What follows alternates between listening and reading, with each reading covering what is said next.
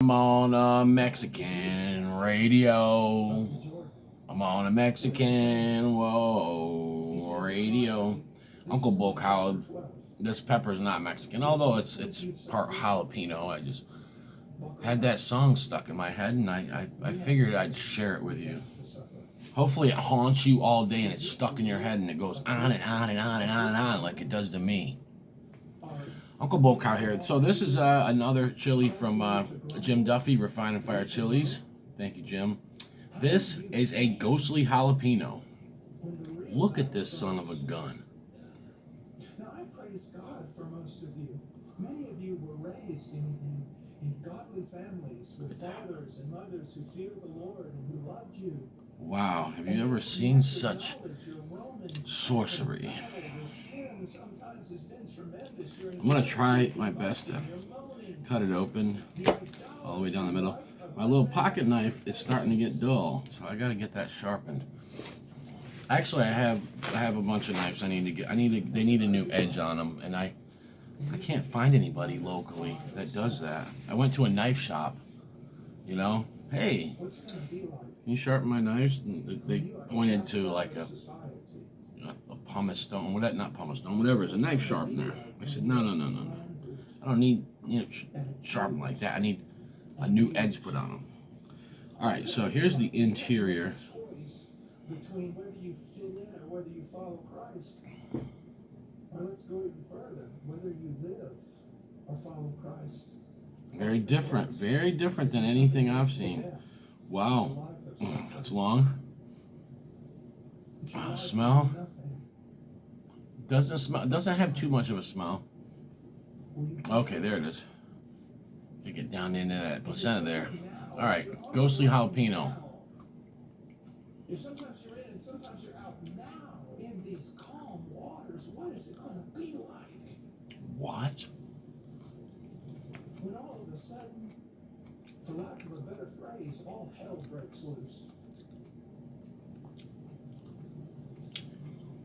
These are the worst of times. These are the best of times. Again. Okay. It's got good heat to it. As the first century persecution approaches, I'd say, of course, it's not as hot as a regular ghost. Way hotter than a jalapeno. It's weird. It tastes like both. It tastes like a red jalapeno and a ghost crossed, which it is.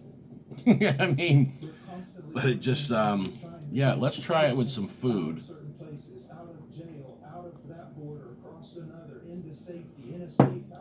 This might be too temperature hot to do this with. I'm burning my hand right now. Set it up there like a monument.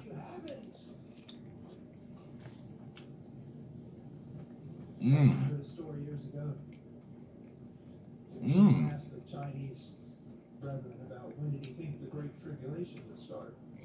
The Chinese brother answered, we've been going through the Great Tribulation for the last 100 years. That's a really good pepper, guys. What do you mean, when is it going to start? There's no bitterness or floralness, which I didn't expect there to be anyway. Alright, so I just ate that placenta, and the heat is ramping up a little some. Wow. That's a good pepper, man. I would be interested to see someone make a sauce with this. Here's the reason why. Ghost peppers, in a sauce, they're kind of a neutral pepper. I love the ghost pepper, by the way. I've always loved it. I'm always going to love it. I always grow a couple plants, and I always dry out the pods to use for pepper flake and sometimes pepper powder. But it's very neutral. It doesn't have a lot of flavor to it, right?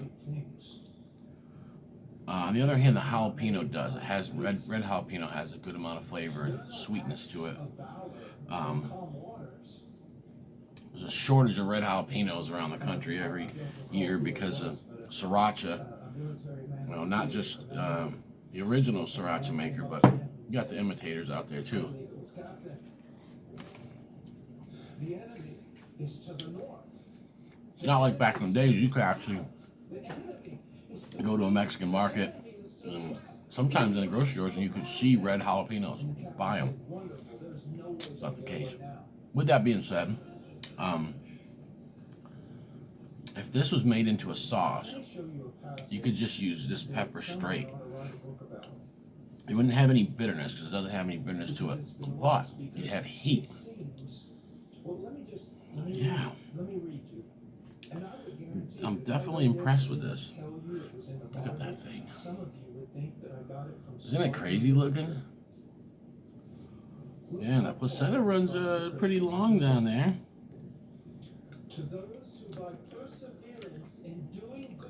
Mmm.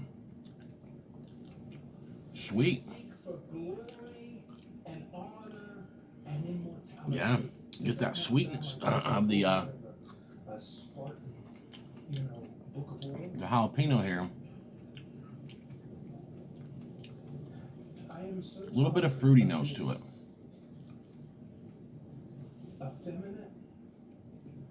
Then when you get down into the placenta, you're gonna get, more of the heat. But this is a good pepper.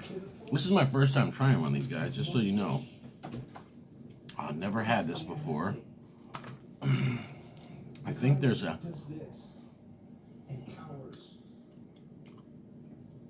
chocolate one too, but I could be mistaken. All right, let's go in. I go hard in the paint. If this wasn't in the Bible, immediately some of you said, no, we're not supposed to seek for glory. We're supposed to seek for the glory of God. Well, actually, Jesus, wow, nothing beats pods with food. To seek glory from God, not just seeking the glory of God, but seeking glory. So we went a couple months without any fresh pods this year. In the end of winter, early spring, we were letting the League of Fire people buy up, pods from the people we usually buy them from. We stepped back and let people, they were getting trained for a match. But it's nice. It's so nice. I mean, I don't think I really appreciated it till pod season hit. Mrs. Bulkow, she ate pods with all of her meals yesterday. So did I. And so we love it. We absolutely love fresh pods and a good hot sauce with our meal. In the wintertime, you're going to see, we're going to, we don't have pods, and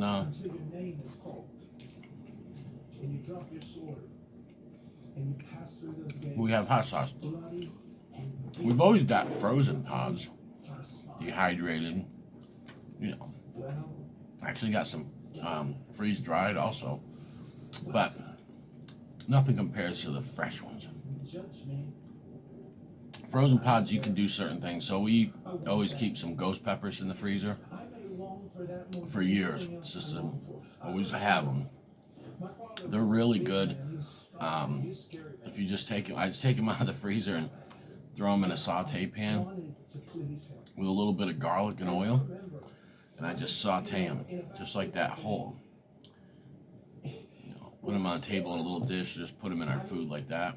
Oh, you wouldn't know the difference that, I'm saying, that they were frozen because they're cooked now. So if you guys want seeds to this pepper is excellent. You can get isolated seeds from Refine and Fire Chilies. That's superhotchilies.com. And I'll put it right in the title here. I'm going to tag Refine and Fire Chilies. Guys, go over and watch his channel. If you guys don't know Jim, he's been in the game a long time, and he knows his stuff about peppers. And it's interesting. Just go to his website sometime and just click on as much time as you have on the seeds, and you'll see he has descriptions. There's some where he'll say he doesn't know much about it. There's not too many like that. Most of them he knows. He's got a background on it. So if you go over and watch his YouTube channel, though, you will see videos with, he gets a close-up of the peppers on the plant, and he talks about it, and, variations that there may be, and where the pepper came from, the heat level, flavor, stuff like that. So, yeah, go check them out. And Uncle Bocow freaking loves you, man. What?